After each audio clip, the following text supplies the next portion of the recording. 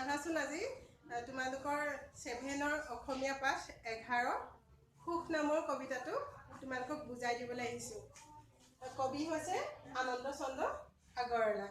তোমালোকে ভালকৈ শুনিবা দেই। সুখ সুখ বুলি মানুহ বলিয়া, নেদেখে সুখৰ মুখ, সুখ বিচাৰোঁতে পায় সংসাৰত দুখৰ উপৰি দুখ। এতিয়া মানুহে কি কৰে, সকলোকে সুখ লাগে হয় নাই? ঘৰে পৰে সকলোকে সুখেই লাগে মানুহে, সেইকাৰণে সুখ সুখ কৰি কি কৰি ফুৰে, মানুহে সুখ বিচাৰি ফুৰে গোটেই সংসাৰতে। আৰু এই সংসাৰত মানুহে যেতিয়া বেছিকৈ সুখ বিচাৰে তেতিয়া কি পায় বুলি কৈছে? দুখ। দেখিও নেদেখা কিয় দিন কণা, সুখ যে হাততে আছে, জিতে দিব পাৰে স্বাৰ্থ বলিদান, সুখ ফুৰে পাছে পাছে। কবিয়ে কৈছে যে দেখিও নেদেখা সেৰ দিন কণা, যে সুখ হাততে আছে, তোমালোকে এই সুখ নেদেখা।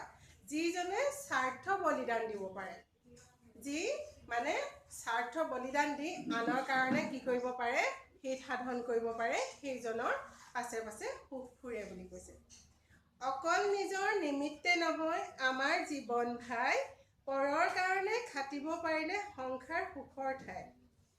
কৈছে যে কবিয়ে অকল নিজৰ কাৰণে নহয়, আমাৰ জীৱনটো অকল নিজৰ কাৰণে নহয়, পৰৰ কাৰণে মানে আনৰ কাৰণেও আমি খাটিব পাৰিব লাগে। তেতিয়া কি হ'ব, সংসাৰখন আমাৰ সুখৰ ঠাই হৈ পৰিব। পৰৰ অভাৱ পৰৰ দুখত হিয়া যদি পমি যায়, পৰক আপোন কৰিব পাৰিলে সংসাৰত দুখ নাই। যেতিয়া আমি পৰৰ অভাৱত বা পৰৰ দুখত আমাৰ হৃদয় পমি যায় বা আমি আনৰ দুখত দুখী হৈ পৰোঁ, আৰু তেতিয়া আমি কি কৰিব লাগে, পৰক আপোন কৰি ল'ব লাগে। তেতিয়া কি হয়, সংসাৰত দুখ নাই বুলি কৈছে, তেতিয়াই সুখ পায় বুলি কৈছে। শক্তি সামৰত পৰৰ সুখত বিলাব পাৰিলে ভাই, পৰৰ কাৰণে কান্দিব জানিলে কান্দোনতো সুখ পায়। আমাৰ যদি শক্তি সামৰ্থ্য আমি যিমান আমাৰ আছে সেইখিনি যদি আনৰ কাৰণেও আমি বিলাব পাৰোঁ, তেতিয়াহে আমাৰ সেই কান্দোনতো সুখ আছে বুলি কৈছে। সকলো আপোন যত নৰ নাৰী কাকনো বুলিম পৰ, পৰম পিতাৰ সকলো সন্তান পৃথিৱী আমাৰ ঘৰ।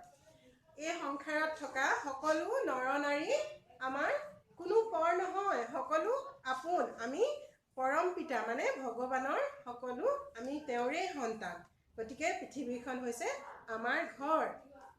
গাই গোটা পেটে ভঁৰাল নহবা লোকৰ দুখলৈ চোৱা, মানুহৰ সেৱা মানুহৰ পূজা পবিত্ৰ বৰত লোৱা। গাই গোটা পেটে মানে অকল নিজৰ কাৰণে চিন্তা নকৰিবলৈ কৈছে, যে বেলেগে খাবলৈ পক নপক মই পালেই হয়, এইটো ভাৱ মনলৈ লাগে বুলি কৈছে। মানুহৰ সেৱা মানুহৰ পূজা, যদি আমি মানুহক সেৱা কৰা মানে পৰি সেৱা সৎকাৰ কৰাটো বুজোৱা নাই, সহায় কৰাটো বুজাইছে। আমি যদি মানুহক সহায় কৰিব পাৰোঁ, আমাক সেইটো পবিত্ৰ বৰ হিচাপে ল'বলৈ কৈছে, আৰু তাতে সুখ পাম বুলি কৈছে। মই মোৰ ভাৱে তললৈ নমাব নাপাব ৰক্ষাৰ তৰি। মই মোৰ ভাৱ যদি মানুহে সদায় মনত লৈ থাকে, তাত কি হ'ব, মানুহে কেতিয়াও ৰক্ষা নাপাব, মানে শান্তি নাপাব। সুখৰ দুখৰ মনেই কাৰণ মনক কৰিবা ঠিক, ত্যাগত লভিবা পৰম সন্তোষ সাধিবা লোকৰ হিত। সুখ দুখৰ আচল কাৰণ হৈছে মন। মনটো যদি আমি ঠিকমতে ৰাখোঁ আৰু ত্যাগ কৰোঁ, তেতিয়া সেই ত্যাগতে আমি কি পাম, পৰম সন্তোষ পাম বুলি কৈছে। স্বাৰ্থৰ বাটত দুখৰ কাঁইট খোজে প্ৰতি বিন্ধে শুলে, নিস্বাৰ্থৰ বাট সেন্দুৰীয়া আলি সুগন্ধি কুসুম ফুলে। যেতিয়া স্বাৰ্থৰ বাটত আমি খোজ দিওঁ, তেতিয়া কি হ'ব বুলি কৈছে, তাত আমি খোজে প্ৰতি কাঁইট পাম। আমাক মানে কাঁইটে বিন্ধিব, আমি স্বাৰ্থ পূৰণ কৰিবলৈ আমি যিকোনো পদ্ধতি অৱলম্বন কৰোঁ, আৰু তাত কি হ'ব, বিপদ আহিবই। কিন্তু নিস্বাৰ্থৰ বাট কেনেকুৱা হ'ব, সেন্দুৰীয়া আলি, আৰু তাত কি ফুলিব বুলি কৈছে, কুসুম সুগন্ধি কুসুম ফুলিব। যথাৰ্থ নিস্বাৰ্থ ধৰ্মী জীৱন, বিশ্বপ্ৰেমে ভৰপূৰ, বিশ্বৰ সকলো ভাই ভনী তাৰ সুখৰ নপৰে।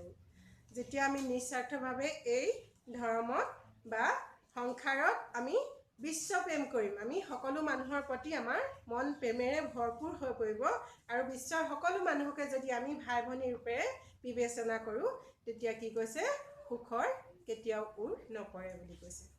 তোমালোকে বুজি পালানে? যদি পোৱা নাই আকৌ তোমালোকে মোক সুধিবা দেই।